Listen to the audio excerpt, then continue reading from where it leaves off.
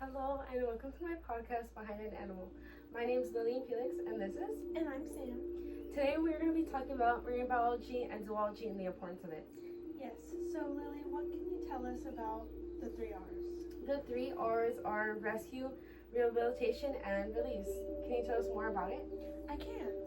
So, like Lily said, the 3 R's are rescue, rehabilitation, and release, which basically, if you've seen Finding Dory, that's what Sigourney Weaver is talking about the entire time. So, how it goes is if somebody finds an injured sea animal, whether it be a seagull or a sea turtle or maybe a stingray washed up on the shore, they can call us and give us their location. What we will do is we will drive out to that location and we will rescue the animal. We will bring it into our facility and then we will rehabilitate it. So we will put it through whatever it needs to be put through to feel better, whether that's like medicine or what have you. Once it is in our care for however long it needs to be, and we decide that it is all good and all good and healthy, we'll release it back into its habitat. Why is marine biology important to you? Marine biology is important to me because I think it's something that I have been wanting to do my whole life. I remember probably since middle school, for every project that we had that was like, what do you want to be when you grow up, or what's your dream job? It was always marine biologist. My theater director even got upset at me because she's like, you don't want to be a theater director? And I was like, oh, sorry. Sea animals have my heart. I love Finding Nemo. It's my favorite Disney movie, and I just want to be able to protect them.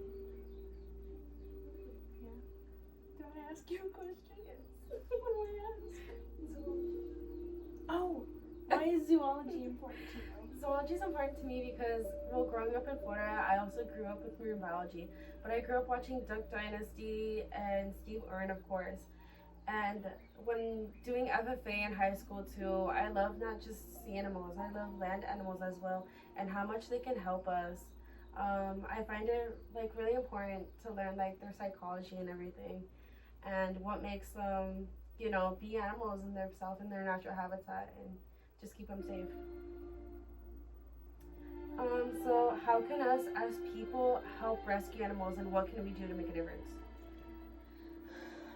Well, like I was saying earlier, you can call your local Sea Life Center. We have a Sea Life Center here in Corpus. We also have, if you drive around the beaches, they have a number that you can call for sea turtle. If you see any endangered? An endangered, or if you see a sea turtle on land that's not supposed to be there, that you shouldn't touch it. You should, even if you feel like you can just, scoot it back into the ocean, do not do that. Call the professionals, please. But if you drive around Port A or Padre Island, you'll see every now and then a sign that will have that number that you can call for them to come out.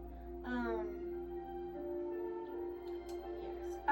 Should I talk about cool stuff? Okay. What's the biggest threat within animals in general? Unfortunately, it's humans. We do a lot of harm. Yeah. I would tell people, it's not a fashion. Animal cruelty is actual real thing. Climate change, testing on animals is a big thing. I know even NASA does it, sending animals up to space. It's not something you should do. It's not a good thing. I know technology nowadays are really big. You can do a robot, you can do all of this, but not saying it sending an animal or doing anything with an animal creates really big harm to them. And I just, I feel like also going to the robots and stuff. Why don't you why do you design all these things like with technology and then you don't use them? You still use the living, breathing animals that are gonna be more affected by it, and it's gonna like hurt them. Like, why not design a robot dog that has all of this Stuff like or same something. things that a real dog would, but it's not real, so it's not hurting it. You know what I mean? And one of the quotes I go back to is Pocahontas. You never know what a footstep of a stranger is. It could be a rock, it could be human, it could be a plant. For it to live its life is the best thing possible. Us as humans, we want to live the longest life as possible. We want to experience everything. So do they. So I think that's a really big factor into it. I know people watched also Jurassic Park, and you know, there's that one scene where the dinosaurs left behind. Oh my gosh.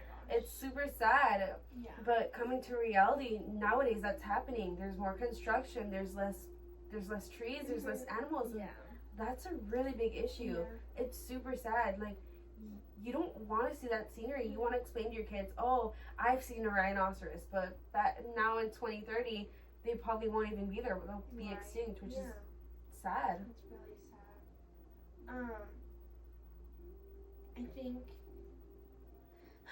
I just think that people have to think about the end of Jurassic Park, no, Jurassic World Dominion, when all of the now animals are interacting with the then animals, like with the giraffes and the brontosaurus, or the triceratops and the elephants, or the birds and the pterodactyls, and you know, with Ian Malcolm when he says like that these animals were here before us, and if we're not careful they'll be here after us.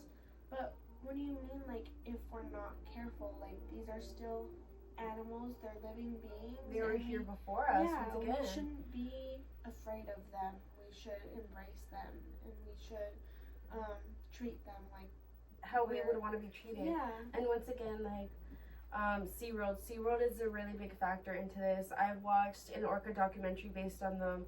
Orcas, people think that they're really dangerous, and they're not. They're very protective because their state that they're put in. People don't know that these zoos in the aquarium do harm. I only know two good varied zoos, which is the Australian Zoo, which Steve Irwin has, and the San Diego Zoo in California, that actually go way and but beyond. I know I was talking to Sam earlier before the podcast that nowadays these aquariums and these zoos are like they're the size of a parking lot, or they're the size of half your car, which is really upsetting because they shouldn't be there. Yeah. And I mean, even with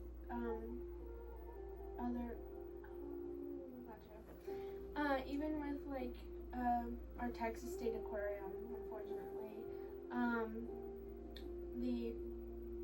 what is it called? Like The tank. The tank that the sea turtles are in is very small. Sea turtles are very big and they need a lot of room to swim around. And also with like our San Antonio Zoo,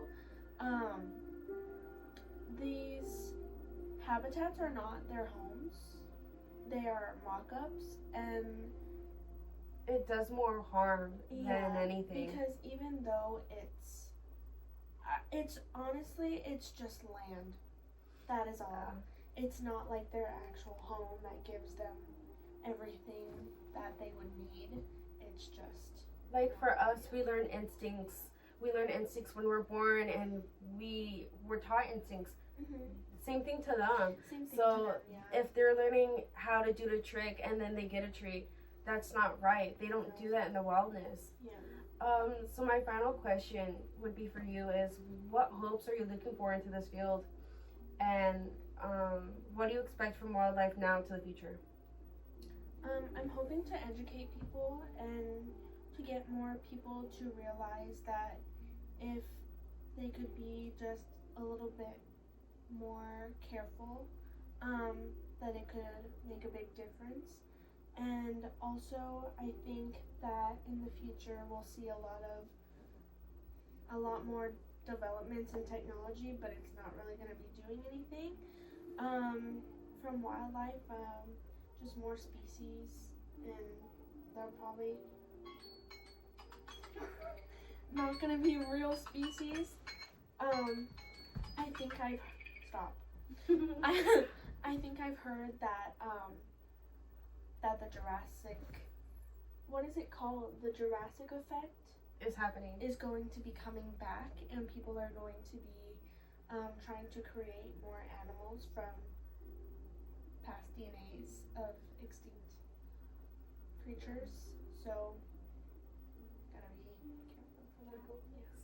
Well, thank you, Sam. And once again, this is my podcast, Behind an Animal. So, yay! Yay!